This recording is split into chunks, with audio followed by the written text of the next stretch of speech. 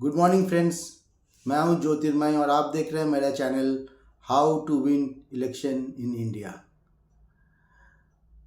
Friends, इससे पहले episode में हमने बात किया हुआ था बंगाल में जो आने वाला असेंबली इलेक्शन है उसके बारे में, और मैंने जो बीजेपी की जो करंट सिचुएशन है उसके बारे में कुछ हमने बातें किया हुआ था।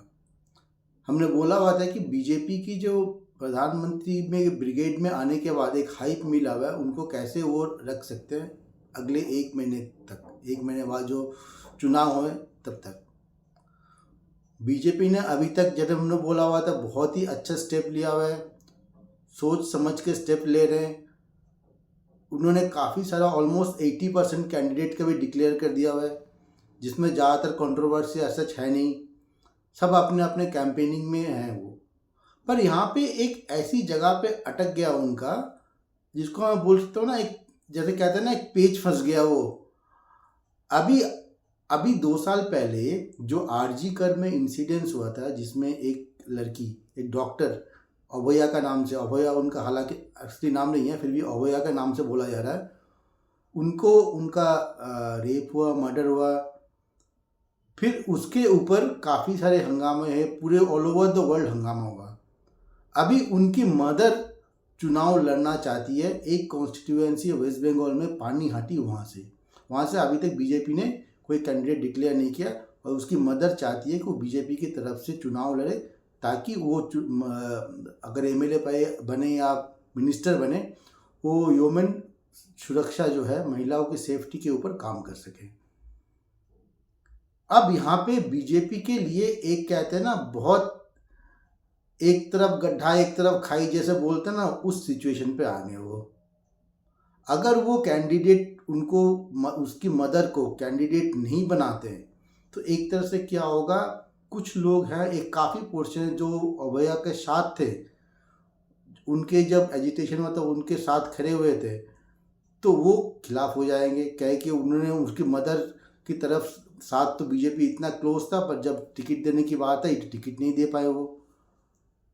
दूसरी तरफ अगर टिकट दे दिया तो क्या होगा, फिर कुछ लोग, उतने ही लोग फिर खड़े हो जाएंगे, कहेंगे बीजेपी हर चीज़ को एज ए पॉलिटिक्स की तरह यूज़ कर रहा है।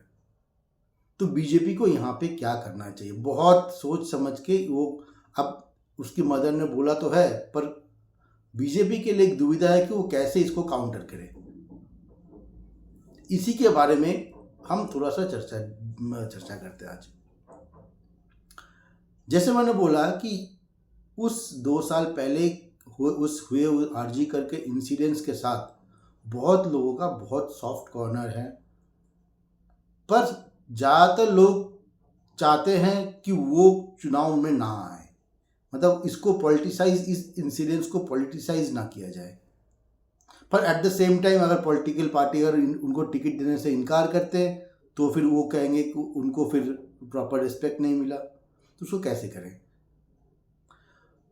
इसको काउंटर करने का एक तरीका बीजेपी के पास है, अगर वो थोड़ा सा ठीक से चीज़ों को एग्जीक्यूट करे तो।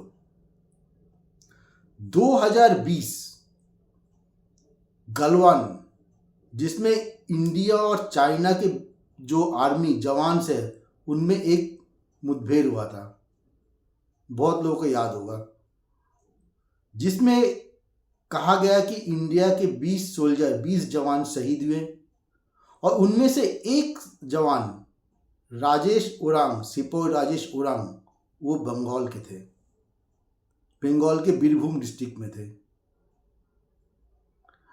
अब क्या है, उस टाइम पे काफ़ी सारे उनको रिस्पेक्ट मिला, उनके फैमिली को, क्योंकि वो मैरिड नहीं थे, तो उनके फैमिली को, किसी को जॉब मिली, जॉब ऑफर मिला, काफ़ी सारे फाइनेंशियल हेल्प मिला गवर्नमेंट की तरफ से, सेंट्रल गवर्नमेंट की तरफ से। पर बात है, आज अगर उनके फैमिली में से कोई भी अगर कह देते कि हाँ, हम अगर आरजी कर के मदर को अगर चुनाव के लिए टिकट दिया जा रहा है, तो उनको भी टिकट मिलना चाहिए। और मैं देख रहा था लिस्ट में, बीरभूम में अभी भी बीजेपी ने 2 कैंडिडेट डिक्लेयर नहीं किया। इनफैक्ट टू बी पर्टिकुलर, जो जहाँ से राजेश सिपोई राजेश ओरोंग जहाँ से बिलोंग करते हैं, साइथिया, वहाँ से भी डिक्लेयर नहीं किया अभी तक कैंडिडेट।